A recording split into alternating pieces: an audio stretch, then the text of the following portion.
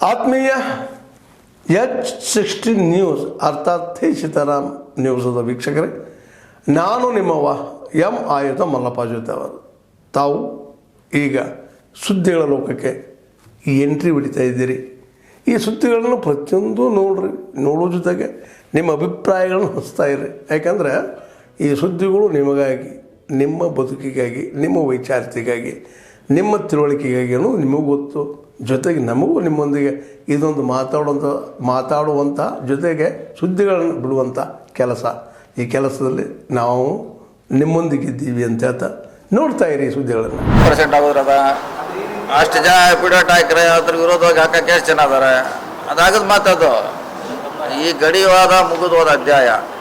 ಇನ್ನವ್ರಿಗೆ help ಮಾಡೋಂಗಿದ್ರೆ ಅವ್ರೇನೋ ಭಾಳ ಪ್ರೇಮ್ ಇದ್ರೆ ಮಾಡೋಕೆ ಈ ನಮ್ಮದು ಇದು ಹೋಗ್ತೈತೆ ಅನ್ನೋದು ಬಿಟ್ಟು ಕಾರ್ಯಕ್ರಮ ಬೇಕಾದ್ರೆ ಏನು ಎಲ್ಲರಿಗೂ ಎಲ್ಲ ಕೊಡಲಿ, ಅವ್ರಿಗೆ ನಮ್ಮದೇ ತಕರ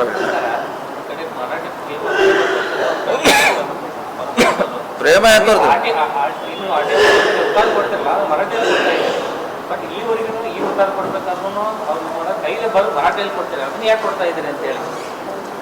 ಅವ್ರು ಡಿಮಾಂಡ್ ಇದೆ ಕೊಡ್ಬೇಕಂತ, ನಮ್ಮದು ಕಾರಣನೇ ಇದಿರಲ್ಲ.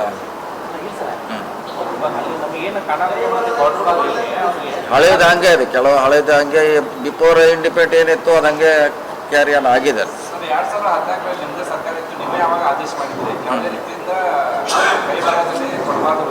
ಈಗೆಲ್ಲ ಕಂಪ್ಯೂಟರೈಸ್ ಬಂದಲ್ಲ ಈಗ.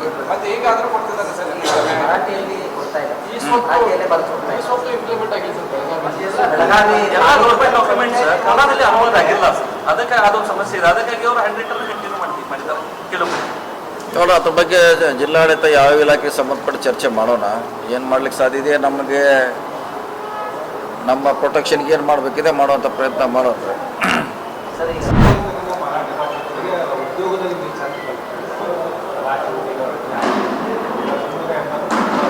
ಇಲ್ಲ ನಮ್ಮ ಕರ್ನಾಟಕದವ್ರಿಗೆ ಅಂದರೆ ಕೊಟ್ಟಿಲ್ಲ, ಅದು ಕನ್ಫ್ಯೂಸ್ ಆ ಥರ ಆರ್ಡ್ರ್ ಏನಿಲ್ಲ, ಅದು ಬೇರೆ ರೀತಿ ಇದೆ. ನಮ್ಮವ್ರಿಗಂತಿಲ್ಲ.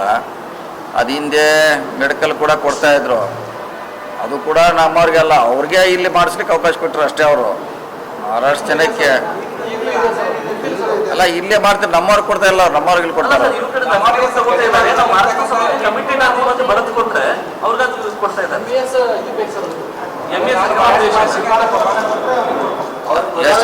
ಎಷ್ಟು ಜನ ಅದಾರ ಅವರು?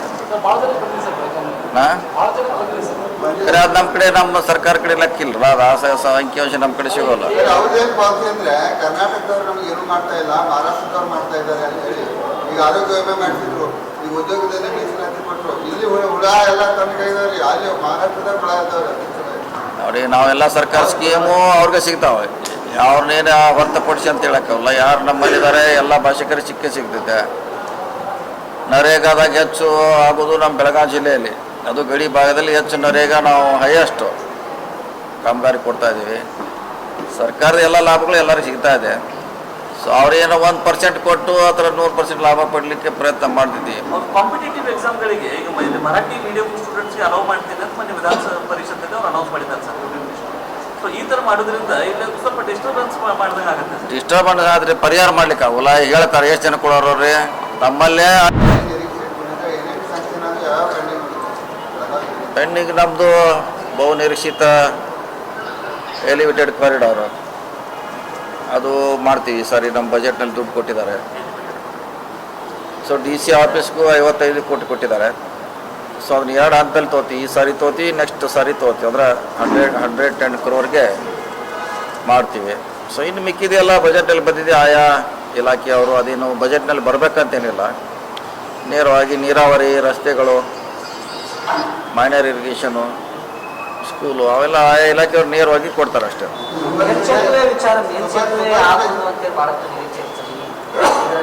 ಇದೆಲ್ಲ ದುಡ್ಡು ಕೊಟ್ಟಿದ್ದಾರೆ. ಈಗ ನಮ್ಮ ಬಜೆಟ್ನಲ್ಲೇ ಘೋಷಣೆ ಇಲ್ಲ, 1000 ಕೋಟಿ ಬ್ರಿಡ್ಜಸ್ ಕೊಟ್ಟಿದ್ದಾರೆ.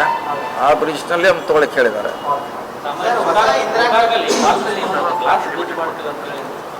ಅದಿದೆ, ಪ್ರವಾಸೋದ್ಯಮ ಇಲಾಖೆಯಿಂದ ಈಗ ಒಂದು DPC ಮಾಡ್ತಾ ಇದ್ದಾರೆ.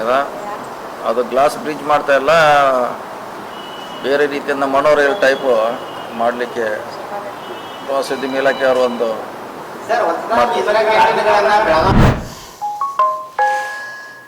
ಎಲ್ಲರಿಗೂ ನಮಸ್ಕಾರ.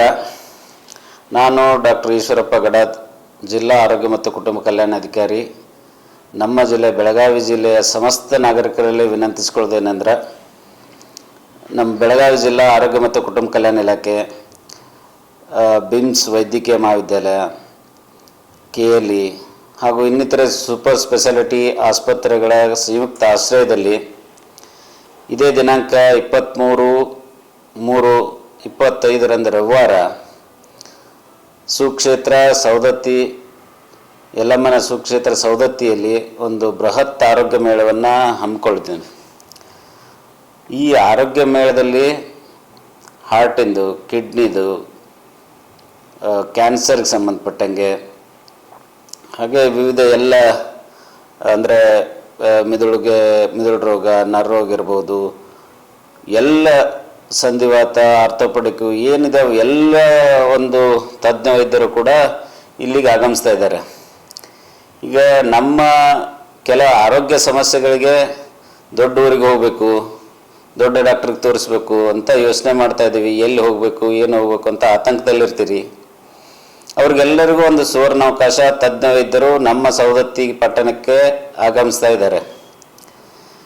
ಇಲ್ಲಿ ಎಲ್ಲ ಔಷಧಿಗಳನ್ನು ಆದ್ಮೇಲೆ ಎಲ್ಲ ಸುದ್ದಿಗಳನ್ನು ನೋಡಿದ್ರಲ್ಲ, ಏನು ಅನಿಸ್ತು ನಿಮಗೆ? ಇದರಲ್ಲೇ ನಿಮ್ಗೆ ಲೈಕ್ ಆಗಿರ್ಬೋದು, ಡಿಸ್ಲೈಕು ಆಗಿರ್ಬೋದು, ಕಾಮೆಂಟ್ ಬೇಡಪ್ಪ ಅಂತೂ ಅನಿಸಿರ್ಬೋದು, ಕಾಮೆಂಟ್ ಮಾಡಬೇಕಪ್ಪ ಅನಿಸಿರ್ಬೋದು, ಶೇರ್ ಮಾಡಬಾರ್ದಪ್ಪ ಅನಿಸಿರ್ಬೋದು, ಅದು ಮಾಡಬೇಕು ಅನಿಸಿರ್ಬೋದು. ಏನಾದರೂ ಆಗಲಿ ಶೇರ್ ಮಾಡ್ತಾಯಿರಿ, ಈ ನ್ಯೂಸ್ಗಳನ್ನ ಹಂಚ್ತಾ ಇರಿ, ಜೊತೆಗೆ ಇದಕ್ಕೆ ಸಬ್ಸ್ಕ್ರೈಬ್ ಆಗ್ತಾಯಿರಿ ಅಂತ ಹೇಳ್ತಾ H16 ನ್ಯೂಸ್ ಅರ್ಥಾತ್ ಹೇ ಸೀತಾರಾಮ್, ಇದು ಸತ್ಯದ ಕೈಗೆ ನಡಿ. ವಂದನೆಗಳು.